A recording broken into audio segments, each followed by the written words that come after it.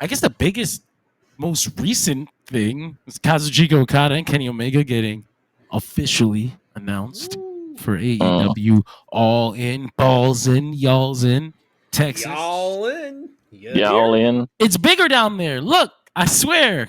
All you did was shave, silly. It didn't go anywhere. Wow. All things are bigger in Texas because it's hot and everybody shaves all the time. I get it now. It's simple math.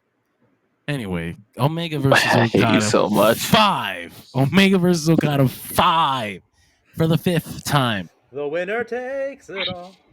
Winner take my balls. Shit. I grew up. I didn't grow up watching Omega Okada, but like we're in a strange place where like people are talking about how this was like in their high school fucking rivalry, or this was the rivalry that made them discover like wrestling outside America. I was like, damn, I was balls deep in Japanese wrestling by the time that shit happened. Like, I was swimming backwards when we thought this feud might happen. Like, I remember watching Wrestle Kingdom for the first Okada Omega match and swearing and knowing in my soul Omega was gonna win that match, and then he didn't. I was like, what?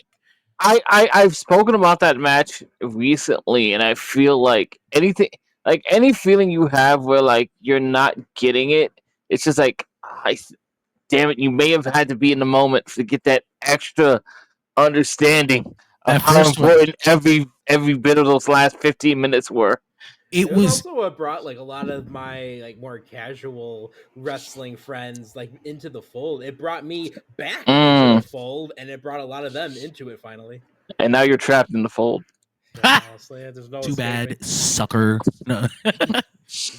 I like I said, I remember it was late, early. It was like 6:45, maybe almost 7:00, and I was nodding out. And I just remember, like I said, everything felt like this was the moment Kenny Omega was gonna win the title, especially if you came from like straight from Western wrestling to like it was set up that way. Like this was it. And then Okada hits that spinning tombstone. I sat right up on my sleep. Oh shit! What is happening here? It might be around the same spot, but like I knew it was serious when freaking Okada like front flips out of the one-winged angel. Yeah. And I was just like, excuse you? Bow! Get down, bitch! I got another one for you. Oh god, I love that. I love that first match. It's never gonna get that kind of credit now because the other one, the longer one, and then the G1 are like the fucking the 2 out of 3 falls matches, like god level. Oh my god, you should tell the stories to your grandchildren type shit. And then for me, the G1 match where they just although the match is minutes. The match is somewhat harmed for me by the fucking pants. By the pants? Really? The Okada pants? They're so terrible. No. It's fair though. It's a fair one. It's a fair complaint, but they're so bad. Like Greg said, maybe you might have had to be there for that first match, but I think it holds up because I was there. You can't take that. I think it holds up as a great match. I think knowing the result takes the fire out of the last 15 minutes. I get that. I try to watch. I used to watch wrestling pay-per-views on DVD 2 weeks after they aired, and I am trained in the art of gaslighting myself. I've been like Avoidance.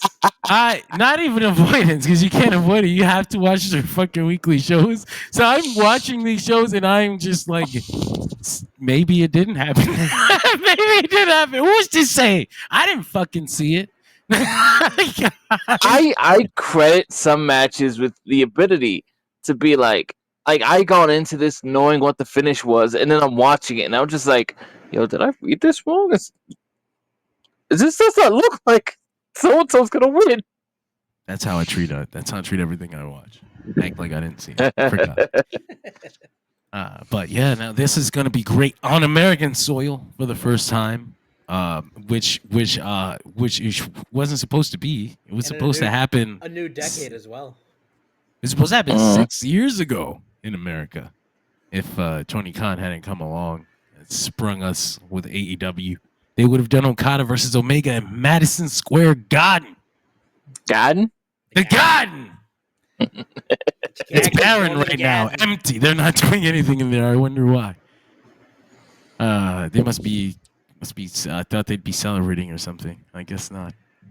But we got like I said, Texas, all in Texas. Texas gets the match instead. They're a little older now. I don't know how that's gonna affect expectations because they're still, but they're still both elite level performers. You know, Yeah. I wonder like what kind of match do they give us 7 years removed, like 7 years more mature, 7 years older? Is it a step slower than the other matches, or is it smarter than the other matches? Probably. But you do gotta always consider, it's that aspect of we are here on this big grand stage. People came to see. I'm sure there's a lot of people coming to see this in particular. So I think there's that extra kind of surge of adrenaline they're going to be getting from that. That's just going to be like coursing through their veins, and not to be like The Rock, but it's going to be like smacking on the goosebumps. This is their 2003 March Misawa Kobashi. They're gonna do the ramp suplex. They're fucking. They're gonna. I only got this match in me once a year. God damn it! I'll make this one count. No, man. I think, like I said, I don't know if they should try to recapture the magic exactly the same way. They're older. They should probably try to work an entirely different match. But then, what does that mean? Yeah. Is it gonna be as good? It's great. I don't know what people. That's such a crazy position to be in. Like as them, I don't even know if I don't want to be. Like we had the great, like what people have been calling the greatest matches of all time. There's people today that only watched WWE for their whole life, and then they watch Omega versus Okada, and it changes their entire life. They're it infamously broke the Meltzer scale. Yeah, that's a misconception. The Meltzer scale was broken a long time ago. You know exactly what I meant. And we're going to talk about that tonight, actually. You knew exactly what I meant. After Nick has gone to bed, the grown-ups will talk about some real wrestling. The adult portion of the show. Talk with some good, After dark, some real stuff. That's the Warzone episode. If not Omega Okada breaking Meltzer's scale, they might have broke his brain. It's a joke that ever since he gave Omega and Okada first, I think first it was like 5.5 or something. First it broke the scale like that, and then the 2 out of 3 falls got like 7, something outrageous. I thought it was 6 or 6. It was like something like that. 6 probably something just like. Because it was like, damn, they broke the scale the first time. How can they they double broke it this time? So ever since then, it transcended. Ever since then, he's given over 100 5-star matches, and before that period, he had given 5-star matches rarely, which is what made it so. Unless it's Flair Steamboat, which is what made it so revered. I think it wasn't. I think it's funny that it's like it broke his fucking brain. Now he sees wrestling different, but in reality, it was a fucking shift in the style of wrestling. All around the world. Like, and it wasn't that Okada and Omega shifted the style of wrestling. It was just like things have been building to a place already. Like we're getting there already. Like we're just a couple years from AEW coming into existence. We were already bubbling and boiling towards wrestlers who grew up watching Japanese wrestling and they want to emulate Japanese wrestling style, or also the wrestlers who grew up watching the wrestlers who grew up watching the Japanese wrestling. I mean, listen, what is late 2000s Ring of Honor if not the best imitation you can pale up of Baba era fucking All Japan? Essentially. And Okada Omega was what was Noah at the time. But Okada Omega was kind of built on the foundation of like not literally, but just the environment that we were in at that time. We had gotten to that place from this era that Greg just mentioned. So we have the lovely tweet of the era too of 1989 Flair and Steamboat getting 10.25 stars. 10 points. I didn't see that actually. Shit. All right, I'm gonna send the screenshot. Might have to send me that. I But always yeah. wonder if you showed somebody of without any of the reference or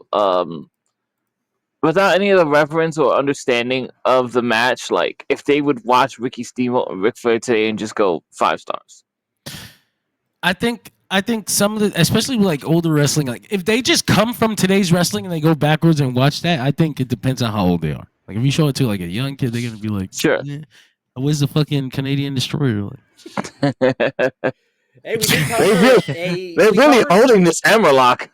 We covered a Flair Steamboat match on the WCW recap show. holy shit! I didn't know you that. did Chi-Town Rumble. Damn, Yes, they we did do Chi-Town Rumble. which Dave Meltzer attended, and that's where he first met Ric Flair. What did he rate that one? 5 stars. That was a 5-star. Holy shit! Star. Did you think it was All 3 of them 5? They're all 5, and then there's a house show that was a 6, the first 6-star, and a house show an afternoon house show that did 10.25 stars according to David Meltzer. on this March 18th, 1989, Flair Steamboat Landover, Maryland house show, 6 stars.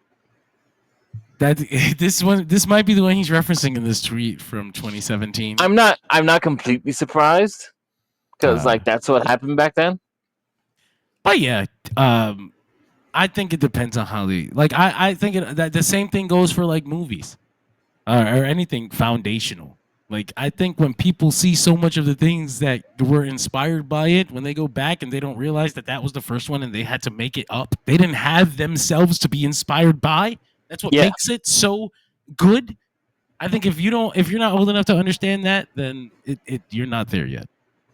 I think everyone is beholden to a certain level of inspiration and homage, even when they don't intend to be. It's what you know, it's what's burned into your bones in some level.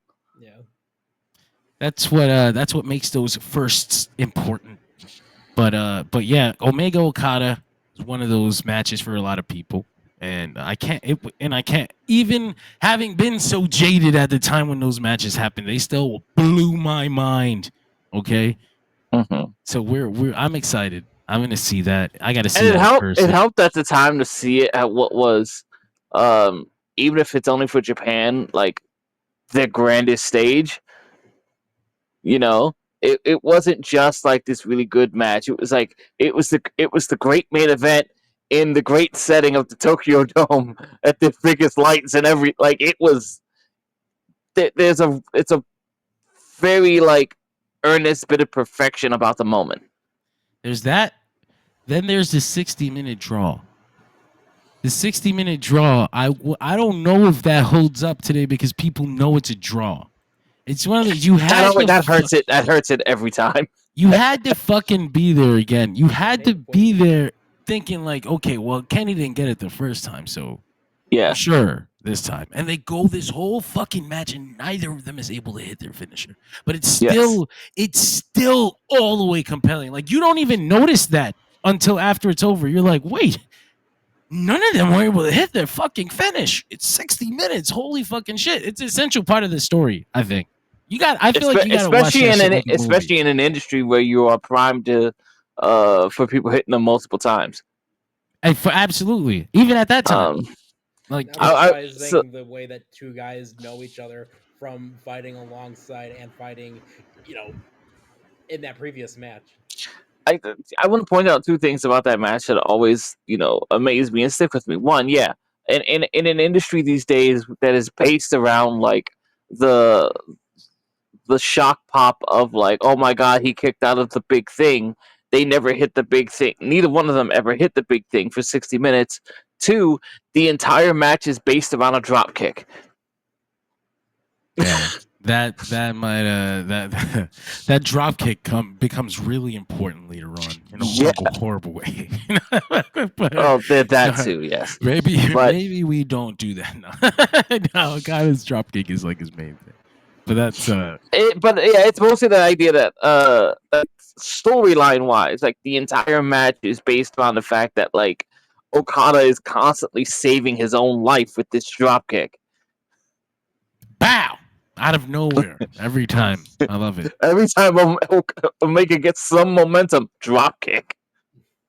And so it's the 60-minute match where Okada tries to hit the fucking Rainmaker and Omega just dies and dodges it by simply exhausting himself and falling to his knees. Yeah. And probably one of the most beautiful moments in pro wrestling history. I swear to God, man. I love that shit. And Okada, having put so much into it, collapses just all the way on the other side. And they're Literally both classic dead. Japanese style. It was incredible. I love it. I love it. I love it. Timothy, thank you for joining us. Sometimes you can read each wrestler's next move by move or who's favored to win the match. It happens if you watch enough wrestling. You'll be like, damn, I can see where this is going. Especially if you're just watching a TV show like Raw or something. There's no reason. They're like, whatever. Signature finisher, it's over. It's a 3-act structure, and if you learn the acts enough, everything falls into place every single time. Yeah. Stop trying to predict it. Is what I do. I gotta stop trying to predict every move watching a movie. I gotta just let it happen. You know what I would always tell our friend in the chat, which is just like stop outwriting the movie as it happens. Yeah, exactly. Relax, let them do their thing. You're so constantly trying to outwrite the movie as you're watching the movie. It's like, shut up. You've seen 600 of these. Let it cook. So yeah, then you follow up with the 2 out of 3 falls, and Omega finally gets that win. Big emotional moment. The Young Bucks, Kota Ibushi in the ring. It was good, and Omega fucking went so goddamn hard leading up to that title reign that he did the reign with broken bones. He held the title with broken bones. He said, "Fuck you, Kawada." But they did give us that incredible match with Hiroshi Tanahashi, at least. Wait, was that even if it did have a lot of weirdness going on? Listen, we won't talk about how they felt because it was weird, but they're okay now.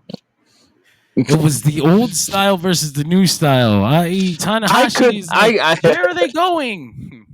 Where is he going? Where are you going?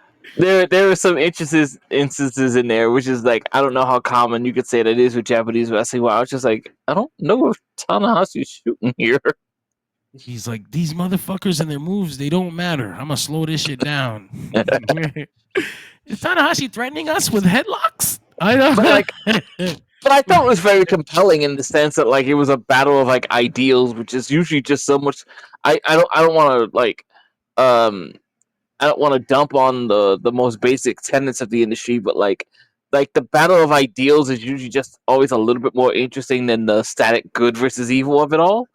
Yeah, it was a shot at Harold Meiji. Okay, it was the old versus the new. Tanahashi trying to vanquish the white man, but he couldn't. The white man.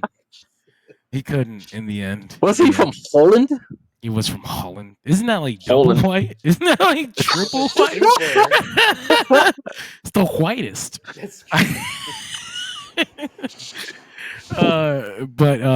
Yeah, so the Okada Omega quadrilogy. Quadrilogy, that fourth match, the G1 match, where they just find each other later on after their feud is done, and they're both into each other, and they are dying, and they say, "You son of a bitch, I remember you." And they said 30 minutes absolutely speed running some of the greatest shit that you already ever seen. So I was just like, that's just fucking it. Like, if you just want to just you don't want to have 2 hours of Okada Omega, watch that G1 match. Yeah. That's the shit. And then is that the match where Okada drop kicks Kenny and falls on his fucking head? It might be. Yeah, that's where you got vertigo. Because I think it's before. I think it's before the pants. Okay. I know because I know. Then it's not that one. It's earlier in the thing. And then what the do you Naito. No, it's earlier in the career. I was wrong. But yeah, no, the G1. Yeah, it's Wrestle Kingdom. It's the Hour Broadway. It's G1, and then it's the 2 out of 3 falls. Yeah. Did G1 last? No, G1 was No. before the 2 out of 3 falls. 2 out of 3 falls is what finished it. That doesn't make sense to me. Why not? Because then they would have had they did the draw and then the 2 out of 3 falls. Because the draw was the reason for 2 out of 3 falls. The G1 match, they have a decision. It's not a draw or anything. It goes 26 minutes, not 30. Right, January. Yes, 4th but was they both Wrestle pretty much agreed that they were just like not at their full like Oh. power. January 4th, we had Wrestle Kingdom.